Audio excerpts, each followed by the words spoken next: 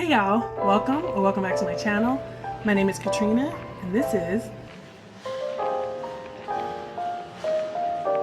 Today I want to define and recommend some books from my favorite genre mashup.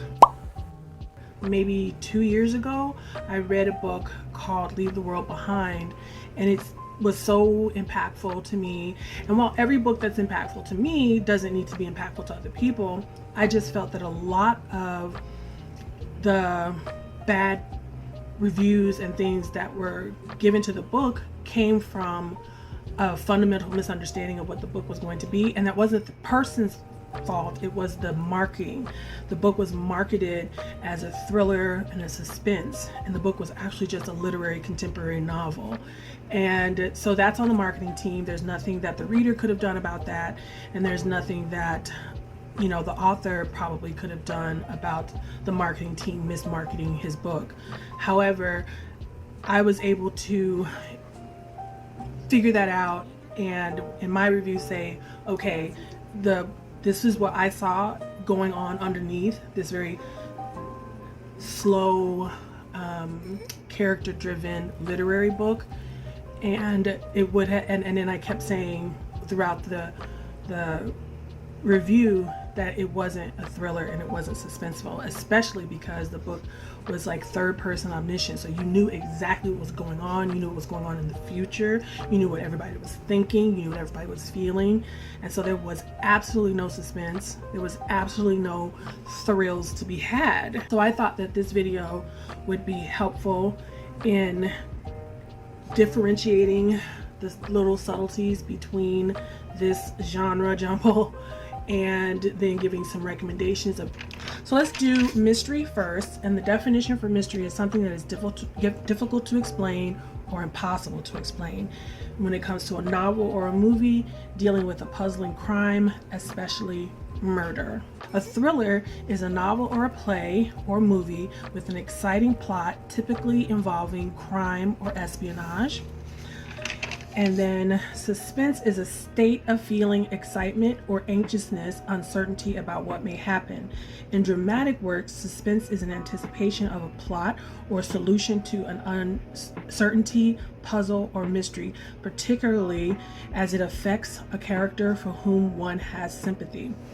And I also put a little note there that this is a reason why I don't actually believe that spoilers are the worst thing, because we can know something is going to happen. Like Alfred Hitchcock had a theory about making sure that the audience knew there was a bomb, like something that made a situation tense. 4 people are sitting around a table talking about baseball, whatever you like. 5 minutes of it, very dull. Suddenly, a bomb goes off, blows the people to smithereens. What do the audience have? 10 seconds of shock. Now take the same scene and tell the audience there is a bomb under that table and will go off in 5 minutes. Well, the whole emotion of the audience is totally different, because you've given them that information, that in 5 minutes' time, that bomb will go off. Now the conversation about baseball becomes very vital, because they're saying to you, don't be ridiculous, stop talking about baseball, there's a bomb under there. You've got the audience working. So, and that's another reason why sometimes that we can feel anticipation or heart palpitations or nervousness for a character, even in a historical story where we know the ending of it. So because we still care about that person, and we still weirdly have this hope that the person can have a different fate sometimes. And it's so weird because, like, obviously that's not going to happen, you know. Horror is an intense feeling of shock or disgust, and it's a genre of speculative fiction. And I didn't quite understand what speculative fiction was, and so I looked that up as well. Speculative fiction is a broad category of fiction encompassing genres with elements that do not exist in reality. Recorded history nature or the present universe. I like that it said the present universe. So that takes up everything from urban paranormal to classic gothic horror, like anything, like science fiction. Star Trek is under the same, you know, genre as Frankenstein. So that's interesting because I always separated speculative fiction from science fiction, and I guess I've been mistakenly saying that because in my mind before, speculative fiction was light sci-fi and more focused on a person being in a weird situation and how they got out of it, rather than in science fiction it seems like the focus is a lot on the gimmick, the futuristic thing that could possibly happen, more so than like fantasy where there's no dragons. So, and one more subcategory, Gothic is characterized by gloom and mystery and the grotesque. Strange and unusual, Gothic combines romance and horror. So I thought that was interesting as well, just to kind of differentiate. Now, some mysteries that I have to recommend. A classic mystery is And Then There Was None by Agatha Christie. I just read it this year and I loved it, and I was afraid that I had ruined myself for Agatha Christie books, but I've been assured by Kevvie that I have not. Now, one thing that is weird about going into an old book is some of the xenophobic things that you may find, but it's not as bad in this as what I can tell from other people's reviews of her other books. And this book reads surprisingly modern to me. I was expecting it to be a fuddy-duddy, lots of out-of-date things, but she somehow wrote in a way that didn't call attention to the time that it was. So I thought that was really cool. Now, a trippy mystery, mind-bending, psychological kind of mystery where you don't know quite what's real. It's not as set in reality like a domestic mystery would be. I Am Thinking of Ending Things by Ian Reid. This book now has a Netflix movie. I need to watch it. It's been described as a psychological thriller and horror fiction. It is about a young woman who has many thoughts about her relationship with her boyfriend, but nevertheless takes a road trip with him to meet his parents. You're on edge the whole time. You don't know why. It's odd. Reality kind of weaves in and out, and then at the end, it's a big surprise. So it's a trippy mystery. You're not trying. It's not a police officer trying to solve clues. You're just in this really tense situation with this couple, and it's odd. It's very, very odd. It's very, very interesting. So Wayward Pines by Blake Crouch is a great series. Fox really messed up a adaptation of it. The first season was great, and then it went off the rails. But if you want to try it out in an easy way and then read the book, I would say watch the show, that first season, and it's a 3-story arc. Pines is the first one, Wayward is the second one, and The Last Town is the third book. Wayward Pines, Idaho is a quintessential small town America, or so it seems. Secret Service agent Ethan Burke arrives in a search of 2 missing federal agents, yet soon is facing much more than he bargained for. After a violent accident lands him in the hospital, Ethan comes to with no ID and no cell phone. The medical staff seems friendly enough, but something feels off. The show does this really well. As days pass, Ethan's investigation into his colleague's disappearance turns up more questions than answers. This is all in all caps. Why can't he make contact with his family in the outside world? Why doesn't anyone believe he is who he says he is? And what's the purpose of the electrified fences encircling the town? Are they keeping the residents in or something else out? Each step towards the truth takes Ethan further from the world he knows, until he must face a horrifying fact. He may never get out of Wayward Pines alive. This was such a good show. What? somebody I'm following says after 65 pages, I'm throwing in the towel on this one. I don't know how.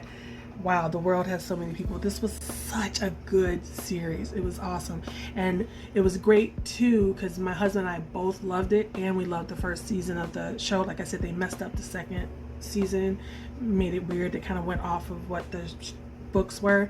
But, and so we're very different readers, and that can tell you something about the wide appeal of this, even though it's such a trippy book and seems specific. Now the next one I would say is a domestic thriller and a domestic mystery thriller, as well as a modern classic, and that would be Gone Girl by Gillian Flynn.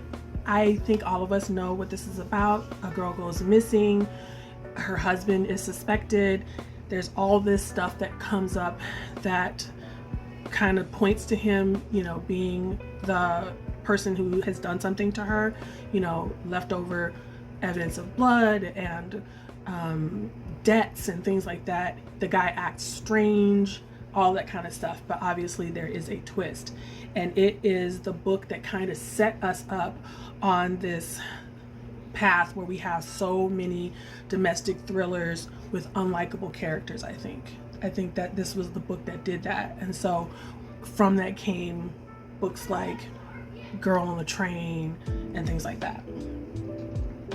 A black mystery I would say is The Cutting Season by Attica Locke, and all those The Cutting Season is a kind of a generational murder mystery. It's a murder mystery that takes place in the South, and it's one of those kind of lush, sprawling South stories, Southern stories, plantations and generations of secrets coming back. And there's a murder that happened back in the 1860 something, and then there's a murder now, and there's a weird connection between those. And there's the girl coming back home and after trying to get away from the South and things like that.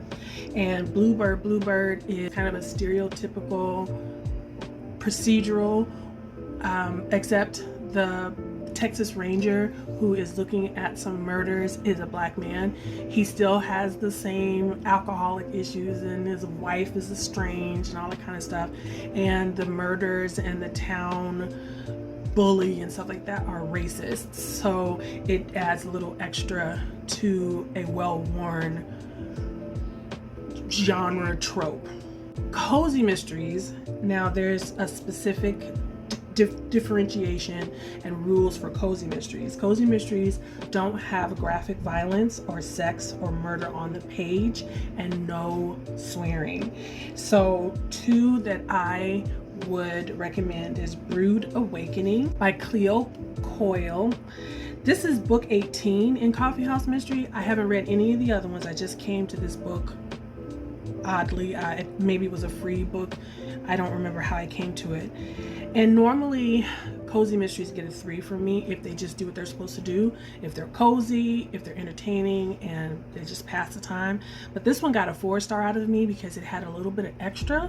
It had the coziness, it had the food, it had the family, quirky neighbors, but it didn't take place in a small town. It took place in New York, and there was a little bit more emotional depth to the situation that this person found herself in, and so I give this one a 4-star because it had packed a little bit more of a punch. Another one, Bites the Crust by H.Y. Hannah, is another 4-star for me just because it is the ideal cozy mystery. I'm always going on and on about what a cozy mystery is to me, and a cozy mystery not only is the clean, you know, off the page kind of murder and stuff like that. Like the murder is kind of happenstance. Like you're there. Obviously there's the intrigue and the gossipy nature of it. It's more so intrigue and gossipy when it comes to trying to figure out who killed the person, like what was going on in this person's life that got them killed, and you know what is going on between the person who is a suspect and stuff like that. So it's more, you know, and that's the reason why this book has a group of old biddies that come to the tea room all the time. There are recipes at the end of the book. The town is really quirky and cozy, and you get descriptions of the weather, the town, the old buildings, and this one was especially descriptive because it was going to be there was a ball, and there were a bunch of celebrity chefs that were there, and one of the celebrity chefs gets killed, and the old biddies somebody was, I remember, accused of making fake tarts, and again, the tarts and the treats are described exquisitely, and I love the whole series. I blazed through this whole series when I read it. So there's also literary mystery and middle grade mysteries. I don't have any right now to recommend, but those are some other areas that you can find under that genre. Now, again, let's remember what the definition of a thriller is. It's a novel or play or movie with an exciting plot, typically involving crime or espionage. And the number one thriller that I would have to say is No Exit. And I would say that it's a thriller mystery because you are trying to find out what's going on. This girl is going home to bury a family member. She gets caught in the mountains in a snowstorm, and she has to stop at a rest area to try to ride out the storm. And there are about 5 or 6, 7 other people that are there as well. She goes back out to her car and to get something, and she sees in one of the cars that there is a child in a cage, and she goes back into the rest stop with this knowledge that one of these people has kidnapped a child and is holding him in a cage. And so it is non-stop, adrenaline packed thrills, and again, it's a mystery because you need to find out, you're trying to find out who is this person. But the whole time, it's not a slow mystery, it's not cozy, you are freaked the whole time. So that is the best number one thriller in my opinion. When No One Is Watching is a horror tinged thriller mystery. It is about a young black woman who's, is it Harlem? I believe it's a Harlem neighborhood that is being gentrified. And the people that are coming around her are kind of condescending to her, and she goes on this historical walkabout of the town, and there's things that are being left out. Even the history of the neighborhood is being whitewashed, and she decides that she is going to come up with her own walkabout.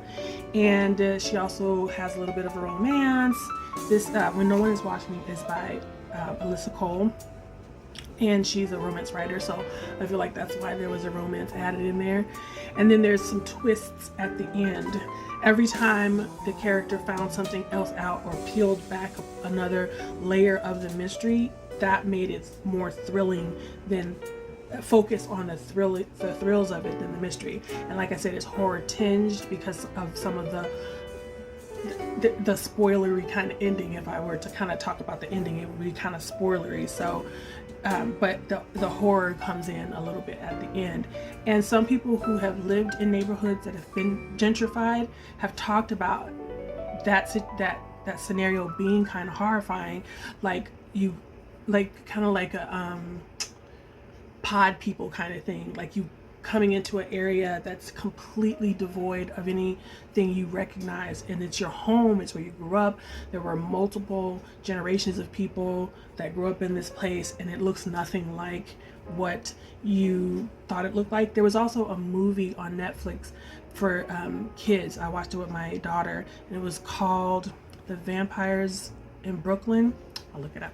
Vampires in Brooklyn is the old Eddie Murphy movie, but the one I'm thinking of is Vampires versus the Bronx, and it's these vampires are people who are buying up the town and turning it into this more gentrified place. So instead of the bodega, there's a coffee shop or boba tea coffee shop or things like that, and the people are being forced to sell because they're being priced out. And then so the vampires are just representing capitalistic people coming in and sucking off of a town that has, history and affordable housing and things like that. And so that's a good comp for when no one is watching. Playing Nice by J.P. Delaney is a domestic thriller. I wouldn't say this has any tinge of mystery. There's no mystery about what's going on. You know what's going on, what the bad guy is doing. You're just trying to figure out like, how is this all going to end? And you're for me, I was especially emotionally invested because I went through a harrowing custody situation like what was going on in the story, and I dealt with someone who was just kind of like psychologically blank, like he had no compunction, or throwing children under the bus, throwing wives under the bus, like just what a psychopath, sociopath, I don't know which one is the right one. Psychopath, I think, is what they ended up saying, that there's a spectrum of psychopathy in that situation. And so it was a thrill for me. I stayed up all night. I was like hyped when I was talking about it. That was a domestic thriller, pure and simple. Now, suspense shouldn't really actually be called its own genre. It's part of the genre jumble of horror, mystery, and thriller, because most of the things in these series most of the things in those genres have a sense of foreboding and feeling excitement or anxiousness and uncertainty about what may happen. Now, again, with horror, the definition is an intense feeling of shock or disgust. And most of the time with horror, it has to do with something that is not existing right now in reality, recorded history, nature, or our present universe. Again, I'm going to say for Black horror, and I would say this falls under literary horror as well.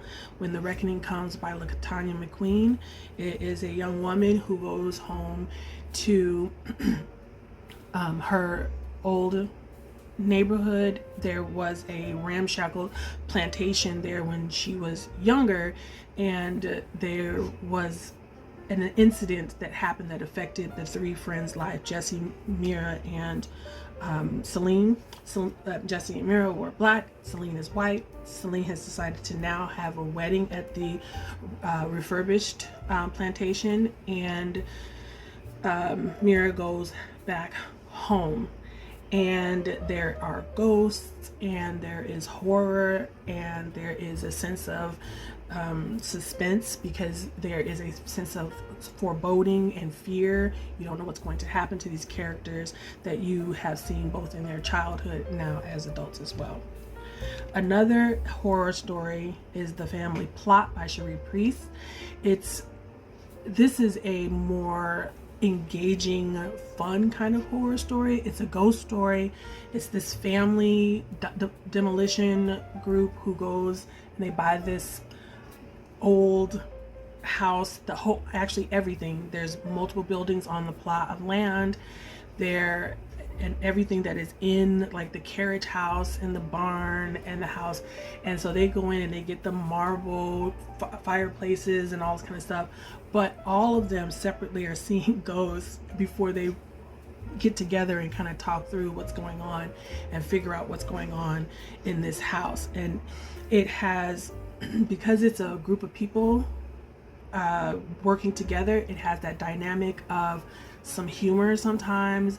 It has a dynamic of some people don't get along. There's old tensions with some people, and that makes for a deeper story when the family is going through it together, different than if it was just like one guy going through trying to demolish the house by himself and then being scared by ghosts.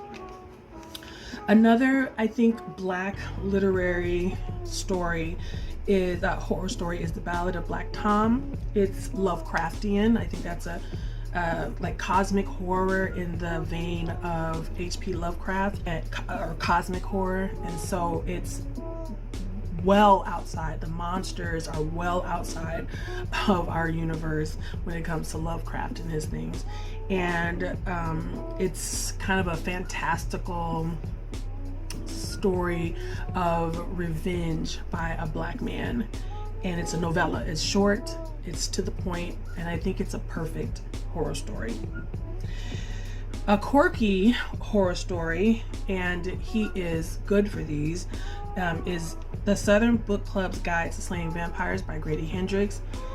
All of his books have a quirky sense of humor. It's commenting on society, and it also is a horror story. So Horror Store is another one, and he has many other ones, but those two I can recommend. I really enjoyed those. And last but not least, I think a just straightforward horror story. It's gross. There's ghosts. There's no mystery or anything like that. There's a suspense. It's just a flat out horror story. It's Kill Creek by Scott Thomas.